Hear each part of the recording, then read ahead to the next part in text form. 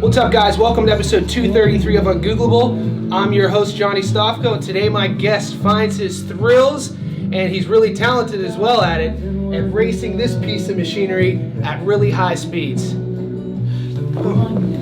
like that. Instead, you do stuff, you ask things that aren't Googleable. And that's why this podcast has become popular and successful. It's you're enjoying it, and you're also benefiting from the knowledge that people are dropping.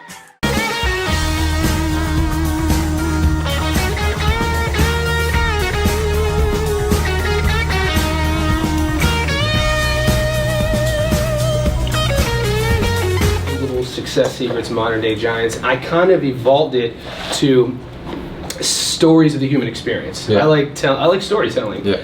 And one of those key components of the story that I like picking my guests' mind about are fear, success, and the individual's idea of both. Yeah. And with you specifically, I wanted to start off with maybe introduce to the people listening and watching to this who you are, what you do, and how you were drawn to something as state-of-the-art, this piece of machinery such as this. Yeah, as gnarly as, throwing yourself down the road at 250 k's an hour.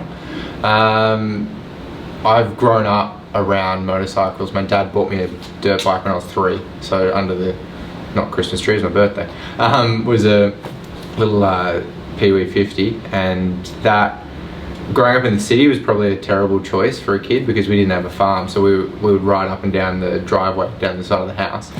And I've always been around cars and bikes, and Dad, I threw the idea at him when I was 16 because you can get a bike license here at 16 and a half, which is before your car license. So like, for the road? For the road. Okay. And Dad's like, no. I'm like, well, okay. He's like, you got to get a car first, you got to learn what you're doing there. And so I did, and I got into that, and after about 4 years of driving around in my car, I couldn't afford to repair it much, so I was like, oh, okay, I really want to get a bike this time. And Dad was like, no, I don't want to get a bike. Sure enough, I wore him down, got a bike, and around that 18, 19 mark was when I just started, taking motorcycling where I wanted to. As a kid, I always wanted to race go-karts and things like that, so I just started riding around on the road, and always had in the back of my mind this idea that I would love to race, but it was never really discussed. It was also not affordable to do. So eventually, at 25, I was like, this is it, I'm going to buy a race bike. And I did, and I actually found this same bike, but the difference is being the engine is blown up since, the fairings are brand new and looking schmick, and it's all set up for me now. So it was an ex-race bike, and I was like, this is the tool I need. And I knew I wanted to have that journey to fill that little 5-year-old's dream that I always wanted, but also to take on this challenge of what do you do at 25 when everyone tells you, or I was even telling myself, that's a game that you have to have started when you're, this tall and your parents buy all the gear and you've got to do it all your life. But starting to learn to race was now at 25, and some guys are starting at 50, 60s, women, doesn't matter. And it's just been a challenge of learning what I was fearful of, what skills I didn't have, and just being really humbled along the way. So I've just enjoyed that journey. It's interesting when society, your family, friends project their constructs onto us, you the individual, on you're too old to do that, or why would you get into that, you're in your 30s, you're not, that sort of thing. And my experience in life, that's always the insecurities and fears of the person projecting that on to people. Yeah. I wanted to talk about, when you think about psychologists, they mention learning a language is much easier when you're younger. Learning how to do things with your body is much easier when you're younger. But at the same time, if you develop fears when you're younger, they're much harder to break as an adult. So you being 3 years old on a 2-wheel piece of machine, because me personally, I wasn't raised taking risks. I didn't ride roller coasters. I'm not a fear-seeking person. So my fears and your fears are going to be a little bit different. Yeah. Being a 3-year-old on that bike, now being an adult racer, what are your fears? They're less now than they used to be. My fears over the 3 years of change as well. It's definitely not speed. Is it take yourself out of racing? Though? Yeah. Are the things that you're like, you know what? Oh, okay. I'm not going to walk over that bridge because these heights scare me. Yeah, there's Something a few. like that. Something like that. I think that the fears are now more based in what if I didn't. Nice. That's changed. Nice. That's a real big difference. That especially So the consequence of not taking action. Exactly. What if, I don't mention, I like someone or how much I love them or like, all those that, to me, it's in a similar way. It seems like you and I are so similar in that perspective. It's about the human at the end of the day. There's a connection between whether it's racing a bike, going on a climb, going on a run with someone. You're just getting close to that human. And that's probably what I found is most intriguing about risk as I've gone on, is that it's actually just bringing me closer to other humans, because it's like, oh, okay, you think that's fearful, as you've said, like you have a projection of that. Let me tell you my perspective of that and why it's not quite fearful, or here's how I mitigate that fear. Nice. And that changes that, and you have a discourse. Some people, my mum will still question what the hell I'm doing, but she's not going to stand in the way and stop me. Yeah. When you're on the track now, how many people are you racing against? About 30 to 40, depending on how busy the day is. Okay, this might sound to a concert. Yeah. That large crowd drains me. Like, I'm very sensitive to the environment around me, and the older I get, I'm able to deal and maneuver myself, making better choices, who to hang out with, what situations to avoid. When you're in that space and the 3, 2, 1, whatever, maybe it's a light, you guys are about to go up, could you feel the energy of the other racers? And what does that feel like? Absolutely. It's so full on too. It's one of the hardest things I reckon. Do you guys talk about it? Like, are you guys at the line? Well, you can't. Well, you've all got your helmets on, and all these bikes, they're not like a road bike where there's a little bit of muffling. They're absolute weapons. They're designed for one thing, and that's just going fast and make a lot of noise in the process of doing that. So you get to the line, and when you're the first time you're doing it, you're trying to just stay out of the way. You're in a really different headspace. You're like, oh my god, I don't want to crash into someone. I don't want to cause someone's, I don't want to ruin their race, because you don't have a lot of self-confidence in that. And then as it's grown, now I get up to the start line and I'm just going, yeah, righto, who's here? Get in my position, and then I'm just revving it just for myself, and I'm just like getting myself dialed in. And in a way, I know that the more noise I'm making, it's kind of setting other people off around. So you've got 30, 40 bikes just when the lights are about to go, so it doesn't go green, they just have 5 red lights and then they go out. And you sit exactly at that idle about 8,000 RPM, and every bike's the same, ready to take off. And it's like, bah, and then it drops and they all go, and you can't hear your bike anymore. You're just trusting a whole bunch of movements that you practice. It sounds like you would probably become one. Like, there's like probably a moment of singularity that happens. I've never been there. My imagination would predict that when everyone's revving, the anticipation of starting, it's almost like the whole world probably has to zoom right into There's a distance of your bike, and that end of that straight into the first corner that you're going. So you said 250k. Yeah. What is that in miles per hour? 150. 150. Now, is the goal, I know the goal is to win and to go fast, or as scientific to where you would know by X second or X minute if your bike's not accelerating at a certain speed, you're not where you need to be? Or is it more about decision making, where's the track and what are the racers doing? What is kind of like the main objective off that starting line? Main objective off the starting line is to get through, not wheelie. That's an easy one, because you might just drop the clutch because you're freaking out and you've got all the things, and so the bike goes like this. So it's great. I love watching the footage. Someone's just going off like this, and someone's bogged down and they've gone like they've dumped the clutch, but they haven't got enough rev. So everyone's doing different things. The objective there is get through your gears, get through down to the corner, and you can. As you're tipping in, you are doing a similar sort of speed. What's wild is when I look back at footage, you're doing 120 Ks and you're just kind of tipping in with someone else. It's kind of a dance routine. So you've got spatial awareness, you've got this idea of what other people are up to, but you've also do have this scientific thought of how long were we sitting at the lights for, because your tyres are going cold, so you're checking track temperatures in the pits, you're checking tyre temperatures, the bike's at that stage fine, you haven't worn through the tyres, so that's basically it. But you're kind of measuring both, how fast am I going? The top guys, for example, like MotoGP guys, will know within a kilometre per hour how fast they're going. So when I've come off before, if I look back at old footage or data on my timer, I was like, I've guessed within about 5 kilometers an hour. So my brain is pretty dialed. But the top guys are dialed into, you know, they'll know the difference between 90 kilometers an hour, 91 kilometers an hour, 89 kilometers an hour, and that's what you're kind of refining as you go through, I guess, a career of it, but also in a race as well. You're like, okay, there, I'm just coming up on them. Am I going to be able to pass them in time, or do I need to tuck in behind them? Spoke off camera about how you're now in that interesting part of your career of you're starting to finish closer to the top.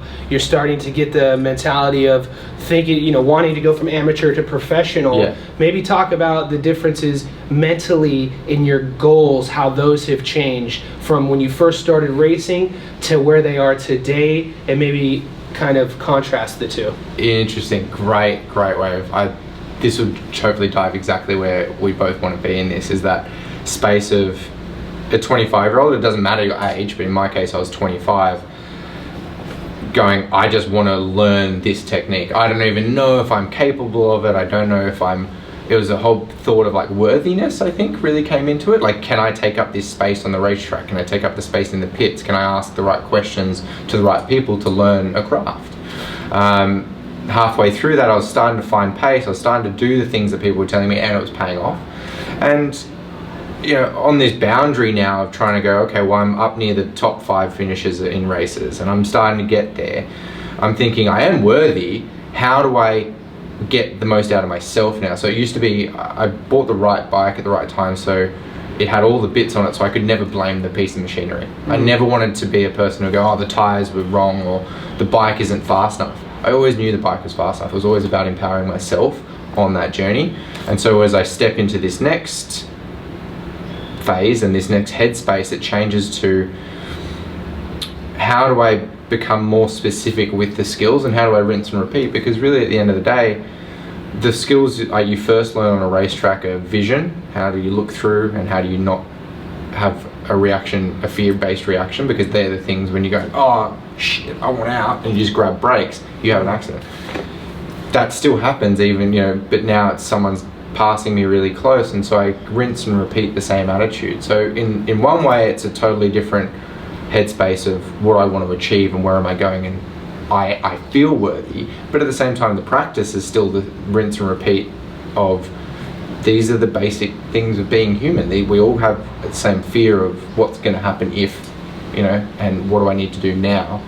And that is a practice that that's why I love it so much. I'm always going through it. So why do you race then?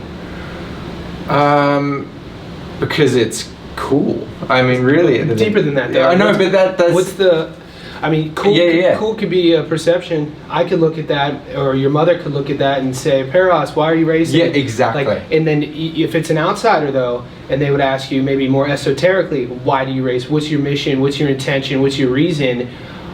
What is that answer? Yeah, it means something to that 5-year-old in me. It means something to that kid who I didn't think it was possible to... So it's not about winning? Not until you're on the start line. Okay. Okay. At some point... Is it like a quest of personal development? Is it a journey, like the hero's journey Joseph Campbell talks about? You know, going on this path of testing yourself and figuring out where your skills are. There's a fear component there. There's the fear of getting hurt. Is there anything that's very specific that only you know about that nobody else would know? That actually drives you? Because they talk about the things that the things that hold us back more often than not. You know, the cave you fear to enter holds the truth that you seek. That sort of thing. Perfect. Yes. I mean, it's the process that I'm driven by. It's that constant needing to reevaluate, that you never know, that you're always stepping into the next dark space. You're always pushing that extra few meters to change your braking line or to lean a bit further over. I mean, they're the mechanics, but they're mostly headspace, because then like the machine will do it. So it's about me. And so for me, what drives me is the constant joy I get every time I push past that boundary. Every time I push past, I didn't think that was actually possible, let alone me. So even more recently, just hitting some of the milestones for me, I was like, I used to look at people and think they were aliens to be able to do that. And now I can understand it as a series of processes. If somebody would Google your name, they'd see, you know, multiple things that you do, but the one thing I'm intrigued with is Los Motos. Yeah. That's all I'm going to say. I want you to share with us what that is and what does that mean to you. Wow, it's such a great way of melding the two between the race bike and myself, because they started at the same time. Los Motos is a men's mental health charity and not-for-profit that I, myself, and 2 other mates are building as directors, but there's 150 other guys that we've brought into a community to talk about their mental health journeys, whatever that means for them, but under the umbrella of we love, ride, work on motorcycles. And so Los Motos is what we've defined now as a safe space to facilitate conversation. And it's a real journey to find how men are relating to themselves and relating to their world, their bike, and each other. And so we're trying to practice getting guys to open up about that. I'm really interested with how I view the world is I pay attention to nonverbal communication. The best example I could use is American Pro Sports. If you look at the player and interaction with the referee, the NBA has the closest connection, and they've done a psychological study on this. It's because this sport is played with no mask, no helmet. American football, the gridiron, you have the helmet on. Baseball as well. But in basketball, you're just wearing a shirt and there's no helmet holding you back. You're face to face with the person in control of governing that game. Yeah. With you and your community, Los Motos, the other racers on that track, do you find it difficult to connect with your peers and your adversaries because of the helmet? Spot on. Actually, one of my favorite mottos is the idea of lifting the visor, lifting the lid on mental health, because you do take on this persona. And there's a beautiful, that idea of wearing a mask is a really innate human pastime that goes through cultures, and you embody something greater than yourself.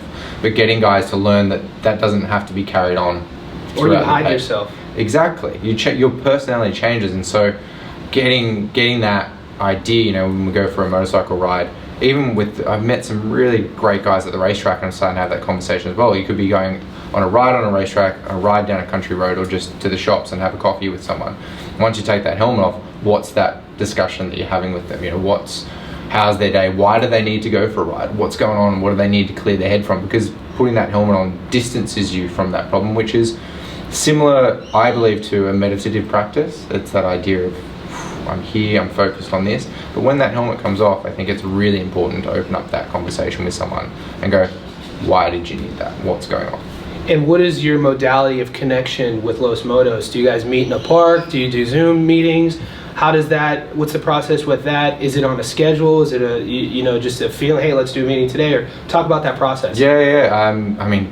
Last year has thrown it all wide open in terms of how often and how we could catch up. So we moved a lot to, originally it was go on, a late night ride, go for a trip, an hour or two. We really loved a good camp out. Is a great way, because that's, pack up your bike, use your bike in a very different way. And then it was, in 2020, moving to Zoom chats, moving to one-on-one catch-ups, which I really enjoyed. And so to me, it's still a practice. While we don't have a set schedule, it's continuing to find and essentially practice what works for guys. Some guys love a good Zoom chat. Some guys will only come for a motorcycle ride. Some will really love the idea of camping out, but are a bit hesitant. How do you bring them in? So it's a practice. It's a continually ongoing process to find what's connecting with men in the best way. If you had to overgeneralize, what do you feel some of the most common reasons that people use to keep themselves closed off, both with their emotions but also with their connectivity to other people? Fear. It's really that fear of what if that person doesn't connect? What if they think I'm silly or stupid or should just get over it? It's the reaction of the other person that we're often fearing. How would you define fear? What's fear? I think it's it's expectation mixed with past experience. So the idea being, I think there's some basic things a child fears, or a snake, certain innate things, but those higher order things we fear are just a mix of what's our past history, how did other people around us react, and then we take on so much of that. Yeah, I once took a course in Alamo, Nevada, which is a couple hours outside of Las Vegas. It was a leadership course, and the whole weekend course was on fear, but the acronym was false evidence appearing real. Nice. And so and I chose to do that course because at that time in my life I was afraid of everything, things that were out of my control, things that weren't even a sort of master in my life. A lot of it was holding me back from living, basically. Getting on airplanes, meeting new people, public speaking, and then I ended up doing this course. And it's interesting how I think that fear is a perception or a perspective from the individual on how they frame things that, like you said, impacted them throughout their journey. Yeah. But then you also mentioned something interesting about how people use that though to kind of pigeonhole themselves. They say, I'm not good at this. Yeah. I don't, no, why, I'm not going to do that. I don't do things like that. And then when you free yourselves, it's literally like the bond, I think it's called the bonds of Maya. Like when you personally handcuff yourself with invisible chains to protect yourself, like an inferiority complex. What if I fail? What if things don't go my way? And when you're on that bike going 250 Ks, how freeing is that? Oh, it's not as freeing. It's the moments after that I feel Better free. freedom? At the time, it is so in the moment that when I'm going 250, I know that my first corner, I know where my braking marker is, I know what I'm doing next. So whereas when I finish, I go, I did it. You have that release. You have that like, wow, I overcame a big problem, which was like, how do you deal with this speed? How do you deal with this fear? Hey guys. To find more about Lost Motos, we've got a website, www.lostmotos.com. We also run a Facebook page. It's a private space for men to open up. You can find that in the same way, Lost Motos private group or Lost Motos community group in the search bar. In whatever way you try and get in contact with us, you'll see all the contact details there, but chances are it's myself or one of my directors, Faden or Ramsey, that's going to get in contact with you, because to us, it's about making those connections. It's about when you're ready to open up, that someone's there to listen. So I hope you're brave enough to send us a message, and I look forward to getting. I find it really, I think it's super important for us as people to be part of something. You know, if we feel protected, that's why we like joining groups. We have families. We never lose contact with those closest friends.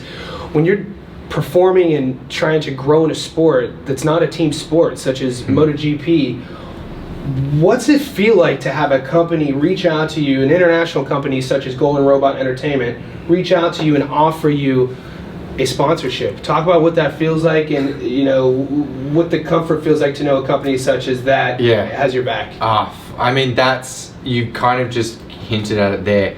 Taking on Golden Robot Records support has just changed it from a solo endeavor into a team sport. To me, it's no longer about, I have to get the bike, well, I still have to get the bike there on my own. I'm still going to do all the things that you would love someone else to be very Hollywood about and just sort for you, but it's more about that someone's investing in the journey with me. So this was a journey that I started on my own, that came off the back of just feeling like I needed to do this for myself, and now it's changing into a story. Now it's changing into wow, let's prove that I can do it, someone else can do it, and people are willing to invest in that story. And that's means the world to me. Is there pressure? Is there pressure? Is there pressure? Well, yeah, I don't want to scratch the. Well, no, I do want to scratch. Get scratched. Yeah, exactly. The pressure would be I don't want to scratch the bike to perform. No added pressure. I did have that when we were in discussions about this during the year. I was like, my performance is kind of there, it's getting there, and I just put my mind to it. And really, I think making the decision that this is what I'm doing, and having someone say this is what I want to invest in, like your efforts. That changed my mind frame. That changed it to, I deserve to also enjoy the process and the results and what I'm trying to get out of myself. So the way I'm approaching getting out to more track days, talking about it more, analyzing more, it's just changing my approach to being something, this is something I just do on the side, to, no, this is worthy of my time. Because you've gone from a hobbyist to a professional. It's like living like a professional. Yeah. Talk about how they approach you. I mean, I love this so much, and I think it's so Sydney. Who knows what he's gonna say? I don't know the story. It's so Sydney. Yeah. It's Mark and I just happen to frequent the same coffee shop, and he rocks up in. Mark's who? Mark, the director of Golden Robot Records. Yeah, that's what I was thinking. Yeah. Mark Alexander. So Mark and I are just I'm just a coffee shop, and up rolls. I don't know. I'm trying to think of which car. There's too many beautiful cars that he has, and is Roxy. I'm like, that's cool. And he jumps out. I'm like, you know, nice car, something along those lines. I think that car bike person relationship, you really break through immediately of just like, I appreciate what you're doing and what you're driving, not I see that it's not a dick swinging competition of like, oh, how cool's my car. It's like, I know you appreciate that art, and I'm just saying that I appreciate you appreciating that art. There's a bond. So that instantly, it made it really easy. And then so for me, we would just talk about that. He'd tell me stories about what he's driving, what he's enjoying, and I was telling him about the bike. And then as that started to happen, you know, I was looking at this year, I'm like, hey, I'm taking this more seriously. I was talking to him just as more of like a mentor level. Like, oh, how do you get, like, what do you do with sponsorships? How do you approach people? And Mark's like, I'll throw a couple of robots on there and I'll back you. And I'm like, righto. Nice. And so what started as maybe it was going to be like a you know, robot or two, used to just be a black bike. And I was like, maybe subconsciously I've done this. I'm like, I'm going to take your couple of robots and I'm just going to do 1,000 of them. And so I came up with this pattern, and I've just enjoyed that process now. It's another level of expansion of the story, because it used to just be a story of one guy, this kind of lost motos journey, this mental exploration of my own, and now it's turning into more of a, how do you level up that? How do you make this, how do you take a positive start and make it bigger? And I think it actually works with what Mark and what Golden Robot Records are trying to do in general. It's like, how do you enjoy the talents of an individual, especially on a music level, and how do you celebrate that? How do you share that with everyone? Mm-hmm. So before I let you get out of here, I want you to talk about, do you have any upcoming races? If you do, when, where are they? And also how people can get a hold of you if they want to learn anything else about you. Oh, so excited for the upcoming race. So the next race is end of July. It's a 5-hour endurance race, which only comes once a year. I'll put these notes in the show notes too, guys. The information about Los Motos, your upcoming race in July. Details. Yeah, and then we've got another one in October, and then another one in October, so that's a big month. A lot of it does come and go with COVID. Like we've had one missed out in Melbourne just because of that, but I'll try and get a nice detail for you to be able to see it, but we should have about 4 more races before the end of the year. But that next one's in a month? In a month, yes. Awesome. This will be out before that, and we'll promote it on our pages, and we'll be there actually. Yeah, so we're looking forward to it. And anything else you want to add to this? Oh man, I'm just so happy we're documenting that journey. Cool, man. Thanks for doing this with me. Oh man. Thanks, brother.